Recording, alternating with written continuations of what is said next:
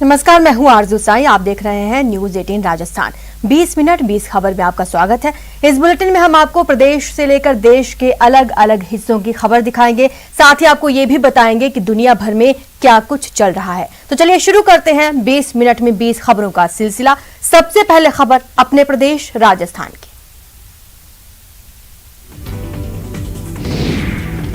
राजस्थान में हाड़ कंपाने वाली सर्दी की शुरुआत हो गई है। उत्तर भारत से चली शीतलहर ने समूचे मैदानी इलाकों को अपनी चपेट में ले लिया है। गुरुवार रात से चल रही तेज शीतलहर की वजह से तापमान में बड़ी गिरावट दर्ज की गई है। वहीं उत्तरी राजस्थान के कई जिले कोहरे से ढके रहे। अब इस समय हम श्री गंगानगर जिला मुख्यालय पर ही मौजूद है। यदि हम आपको यहाँ की विजिबिलिटी दिखाएं तो देखिए यहाँ की विजिबिलिटी मुश्किल से 15 से 20 मीटर ही बन पाती है। लेकिन जैसे जैसे हम डिस्ट्रिक्ट हेडक्वार्टर से बाहर रूरल एरिया की तरफ निकलते हैं तो ये कोहरे की जो घनापन है ये और ज्यादा घना हो जाता है और डेंसिटी भी काफी हद तक बढ़ जाती है। सीकर के फतेहपुर में पारा 6.8 डिग्री सेल्सियस गिरकर -1.6 पर पहुंच गया, जो सीजन का सबसे कम तापमान रहा। वहीं माउंट आबू और चूरू में भी तापमान 0 डिग्री सेल्सियस दर्ज किया गया। शीतलहर और कोहरे की वजह से कई लोगों का हाल अब बेहाल होने लगा है। लोग अब बाहर निकलने की जगह घरों में रहना पसंद करने लगे हैं। जो लोग बाहर निकल रहे हैं उनके लिए परेशानी काफी बढ़ गई है। आग से बचने के लिए कई जगह लोग अलाव का सहारा लेते भी नजर आए। इस साल तो ठंडी पहले आ गई, समय से पहले लगता है, और ठंडी बहुत ज्यादा है, इसीलिए किसान भी अभी अपने काम पे बहुत लेट में निकल रहे हैं। फ्लाईओवर बना था, सोचा था शहर की गति को रफ्तार मिलेगी, लेकिन हुआ सब उल्टा। रफ्तार तो दूर की बात है, इस फ्लाईओवर पर तो गाड़ियां अटक अटक कर चलती है। छोटी गाड़ियां हिचकोले खाती है तो बड़े बड़े कंटेनर भी दम तोड़ते नजर आते हैं। ये तस्वीरें राजसमंद के नेशनल हाईवे 8 पर बने एक फ्लाईओवर की है। 500 मीटर लंबे इस फ्लाईओवर पर नियमों के मुताबिक एक भी स्पीड ब्रेकर नहीं होना चाहिए था, लेकिन नाथद्वारा बस स्टैंड से बने इस फ्लाईओवर पर ठेकेदारों ने एक नहीं, दो नहीं, बल्कि पूरे के पूरे 80 स्पीड ब्रेकर बना दिए। इन स्पीड ब्रेकर की वजह से जहां गाड़ियों की रफ्तार पर ब्रेक लग गया, वहीं इनकी वजह से हादसों की संख्या भी बढ़ने लगी है। सबसे बड़ी बात यह है कि इस पूरे ओवरब्रिज पर कहीं पर भी वाहनों की सुरक्षा के लिए बफर जोन नहीं छोड़ा गया है। ऐसे में अगर कोई भी वाहन बेकाबू हो जाता है तो दीवार तोड़कर सीधे नाथद्वारा शहर के प्रतिष्ठानों पर गिरेगा। इस ओवरब्रिज पर विकट मोड़ और उसके डिजाइन पर कई विशेषज्ञ भी सवाल खड़े कर चुके हैं। साथ ही कुछ जागरूक लोगों ने इसे कोर्ट में चुनौती भी दे रखी है। बूंदी से एक चौंकाने वाली तस्वीर सामने आई। वहां कुछ दबंगों ने चोरी के आरोप में एक शख्स को बंधक बनाकर पीट दिया। मारपीट की घटना 4 दिन पहले की है, जिसका वीडियो तेजी से वायरल हो गया। इस वीडियो में वो दबंग उस शख्स को पेड़ से बांधकर पीटते नजर आ रहे हैं। दबंगों ने पहले तो उस पर कई थप्पड़ बरसाए और फिर बेरहमी से उसकी पिटाई की। इस वारदात का वीडियो वायरल होने के बाद जिले की डीएम पीड़ित से मिलने उसके घर पहुंच गई, जहां उसके घर वालों ने कलेक्टर को मारपीट के निशान दिखाए और उनसे आरोपियों के खिलाफ जल्द कार्रवाई की मांग की। वहीं डीएम ने भी उन्हें पूरी मदद का भरोसा दिया, जिसके बाद पुलिस ने एक्शन लेते हुए 4 आरोपियों को गिरफ्तार कर उन्हें जेल भेज दिया। बताया गया कि इस मामले में बाकी बचे आरोपियों की तलाश की जा रही है। जैसलमेर से सटे भारत पाकिस्तान सीमा की बेहतर निगरानी के लिए बॉर्डर पर एलईडी लाइट्स लगाने का काम शुरू हो गया है। भारत और पाकिस्तान के बीच करीब 3,500 किलोमीटर की सीमा है, जहां अभी तक पीले रंग वाली सोडियम लाइट्स का इस्तेमाल होता आया है, लेकिन अब इन सोडियम लाइट्स को दूधिया रोशनी वाली एलईडी लाइट से बदलने का काम शुरू कर दिया गया है। खास बात यह है कि जैसलमेर में सीमा के एक बड़े हिस्से में तेज रोशनी वाली इन एलईडी लाइट्स को लगा भी दिया गया है। बताया गया कि लाइट्स सीमा पर पहले इस्तेमाल होने वाली पीली सोडियम लाइट से कहीं ज्यादा रोशनी देती हैं, जिसकी वजह से जवानों के लिए बॉर्डर की निगरानी रखना ज्यादा आसान हो गया है, क्योंकि दुर्गम इलाका होने की वजह से इन जगह पर पेट्रोलिंग वैसे ही काफी कठिन होती है। ऐसे में अंधेरे का फायदा उठाकर पाकिस्तान की तरफ से घुसपैठ की वारदातों को अंजाम दिया जाता था, लेकिन एलईडी लाइट्स लगने के बाद भारतीय जवानों की नजर से बचना काफी मुश्किल हो जाएगा। फिलहाल जम्मू और राजस्थान में करीब 70% सीमा पर ऐसी लाइट्स लगा दी गयी है। सर्दी तेज होते ही बूंदी जिले में गन्ने के खेतों में गुड़ उत्पादन का काम तेज हो गया है। यहाँ देशी तरीके से गुड़ का निर्माण हो रहा है। खास बात यह है कि पहले हिंडौली का ये इलाका सब्जी उत्पादन के लिए जाना जाता था, लेकिन अब इसका नाम गुड़ के उत्पादन के लिए प्रसिद्ध हो रहा है। खास बात यह है कि यहाँ बनने वाले गुड़ में काजू, बादाम, मूंगफली, इलायची, अजवाइन, केसर और काली मिर्च मिलाई जाती है, जिसकी वजह से न केवल इसका रंग चॉकलेटी हो जाता है, बल्कि इसकी खुशबू भी इसे आम गुड़ से खास बनाती है। खास खुशबू और रंग की वजह से पूरे प्रदेश के साथ साथ आसपास के राज्यों में भी यहाँ गुड़ की डिमांड बढ़ती जा रही है और उस डिमांड को पूरी करने के लिए यहाँ के गन्ना किसानों ने गुड़ उत्पादन का काम तेज कर दिया है। की डिमांड पिछले साल भी हमने देखा था कि दूर दूर से लोग यहाँ पर आए थे और इन्होंने इस गुड़ को बाहर भी डिमांड के अनुसार जयपुर में, जैसे दिल्ली में।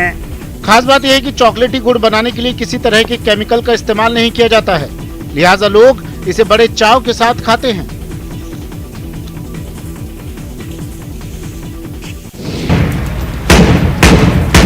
नेशनल कैडेट कोर ये कैडेट्स राजधानी दिल्ली के राजपथ पर 26 जनवरी की परेड में अपना दम दिखाने वाले हैं।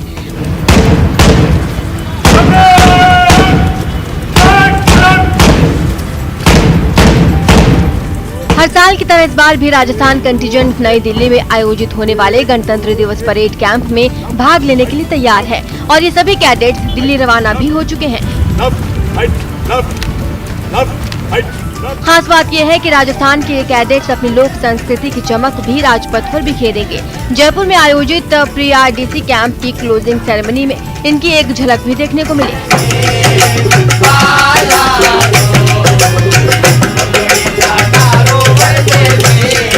आपको बता दें, इस बार इस दल की अगुवाई contingent commander colonel Sanjay Gupta कर रहे हैं। राजस्थान से हर साल करीब 100 से ज्यादा बच्चे राजपथ पर होने वाली परेड में हिस्सा लेने जाते थे, लेकिन इस साल कोरोना के चलते इनकी संख्या घटकर 57 रह गई है।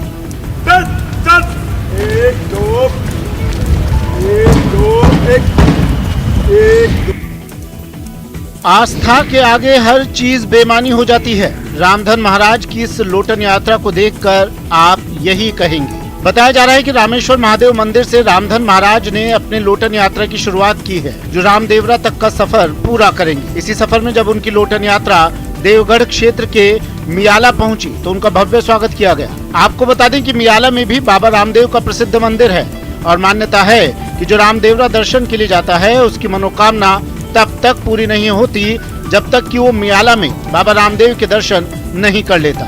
इसी वजह से मियाला पहुंचने पर लोटन बाबा रामधन महाराज ने भी बाबा रामदेव की यहाँ पूजा की और इस दौरान ग्रामीणों ने ढोल नगाड़े की थाप पर उनका स्वागत किया।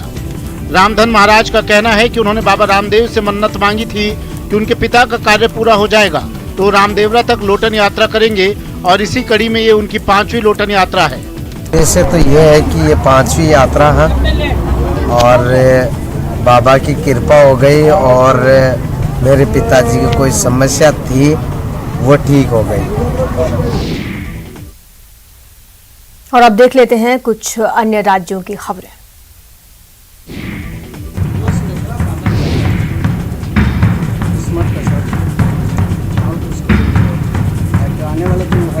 बिहार की राजधानी पटना के पास दानापुर से एक चौंकाने वाला वीडियो सामने आया। ये वीडियो एक सड़क हादसे का है जिसमें एक मोटरसाइकिल सवार की ट्रैक्टर से जोरदार टक्कर हो गई थी।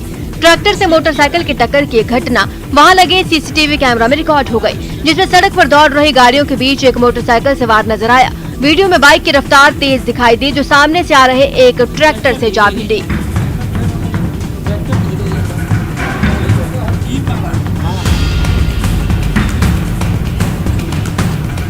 हादसे के बाद ट्रैक्टर लेकर ड्राइवर वहां से फरार हो गया, जबकि घायल युवक को उठाने कुछ लोग दौड़ पड़े, लेकिन जब तक उसको अस्पताल पहुंचाया जाता उसने दम तोड़ दिया। इस हादसे में जिस शख्स की मौत हुई है उसका नाम श्रीकांत बताया जा रहा है। श्रीकांत के भाई निरंजन का कहना है कि श्रीकांत दफ्तर के लिए निकले थे और इसी दौरान सड़क हादसे में उनकी मौत हो गई।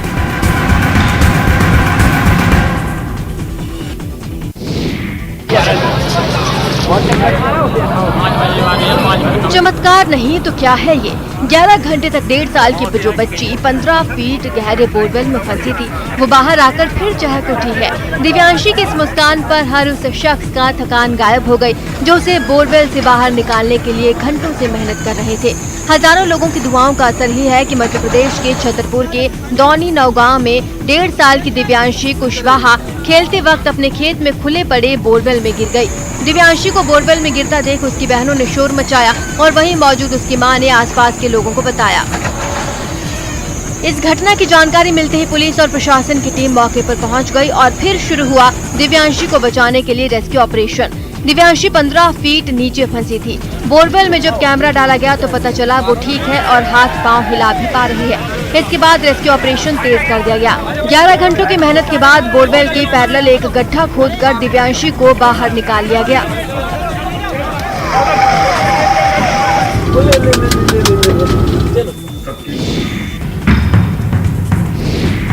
दिल्ली की शालीमार बाग से डरा देने वाला एक वीडियो सामने आया है। वहां सरेआम मोटरसाइकिल सवार 2 बदमाश एक महिला का मोबाइल फोन लूटकर फरार हो गए। वहीं बदमाशों को पकड़ने की कोशिश में वो महिला सड़क पर कुछ दूर तक घसीटती चली गई, लेकिन मोटरसाइकिल सवार बदमाश फिर भी नहीं माने।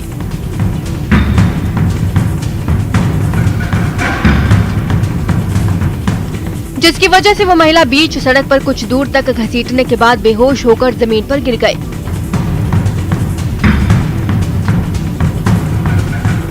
उसी वक्त एक कार और दूसरी मोटरसाइकिल वहां से गुजरी।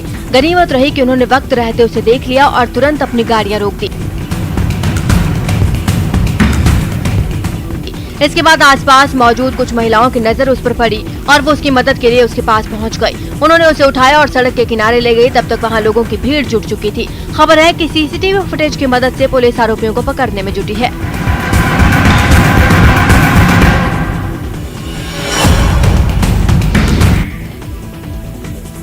पश्चिम बंगाल के हुगली में टीएमसी समर्थकों और लेफ्ट से जुड़े छात्र संगठन एसएफआई के कार्यकर्ताओं के बीच मारपीट हो गई। बताया गया कि एसएफआई कार्यकर्ताओं ने एक रैली निकाली थी और उसी दौरान टीएमसी समर्थकों ने एसएफआई कार्यकर्ताओं पर अचानक हमला कर दिया और देखते ही देखते नौबत ये आ गई कि दोनों तरफ के लोग एक दूसरे को मारने के लिए दौड़ पड़े। जिसके हाथ जो लगा वो उसे लेकर दूसरे पक्ष पर झपटा। इन लोगों के हाथों में डंडे दिखे जिन्हें लेकर वो दूसरे पक्ष के लोगों की ओर दौड़ते दिखे, लेकिन अचानक पासा पलट गया। जो लोग भाग रहे थे उन्होंने एक शख्स को घेर लिया और उसे बुरी तरह पीटने लगे। ये देखते ही वहाँ मौजूद लड़कियों की चीख निकल गई। ये सारी घटना पुलिस के सामने हुई। मारपीट में कई लोगों को गंभीर चोटें आई। इससे पहले जैसे ही पुलिस को मामले के बारे में पता चला वो वहाँ पहुँच गई और दोनों पक्षों के लोगों को समझाने लगी, लेकिन कोई भी पुलिस की बात सुनने के मूड में नहीं दिखा। उल्टा वो पुलिस के सामने ही चीखते चिल्लाते रहे। काफी पसीना बहाने के बाद पुलिस ने लोगों को शांत तो किया, लेकिन हालात तनावपूर्ण बने रहे। बीजेपी की युवा इकाई भारतीय जनता युवा मोर्चा के कार्यकर्ताओं की केरल के कुन्नूर में पुलिस से झड़प हो गई। इन प्रदर्शनकारियों ने कुन्नूर यूनिवर्सिटी के कुलपति डॉक्टर गोपीनाथ रविंद्रन के इस्तीफे की मांग की, जिसके लिए वो लोग सड़कों पर उतर आए, लेकिन पुलिस उनके रास्ते में रोड़ा बनकर खड़ी हो गई। पुलिस ने बीच रास्ते में बैरिकेडिंग कर दी जिसे पार करने की। जब इन प्रदर्शनकारियों ने कोशिश की तो पुलिस ने उन पर पानी की बौछार कर दी। इसके बावजूद कुलपति के विरोध में उतरे इन कार्यकर्ताओं का हौसला बुलंद रहा और वो बैरिकेड्स पर चढ़कर नारेबाजी करते रहे। जब ये प्रदर्शनकारी नहीं माने तो पुलिस ने उन्हें जबरन हिरासत में लेना शुरू कर दिया। पुलिस वालों ने उनके साथ धक्का मुक्की और खींचतान की, यहाँ तक कि उन्हें जमीन पर घसीटा तक गया, लेकिन उन लोगों ने हिम्मत नहीं हारी और देश हित में नारे लगाते। पुलिस की गाड़ी में सवार होने तक भी प्रदर्शनकारी पूरे जुनून से अपनी मांगे सबके सामने रखते रहे। इस दौरान कुछ लोगों को हल्की चोटें भी आई हैं।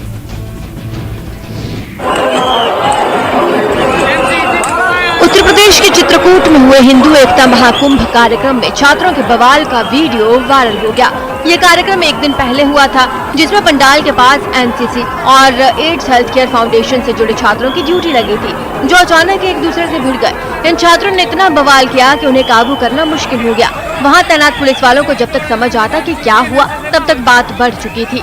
दोनों तरफ के छात्र एक दूसरे को कुर्सियां फेंक कर मारने लगे। इन लोगों को कुर्सियां उछालते देखकर ऐसा लगा कि वो हवा में गेंद उछाल रहे हों।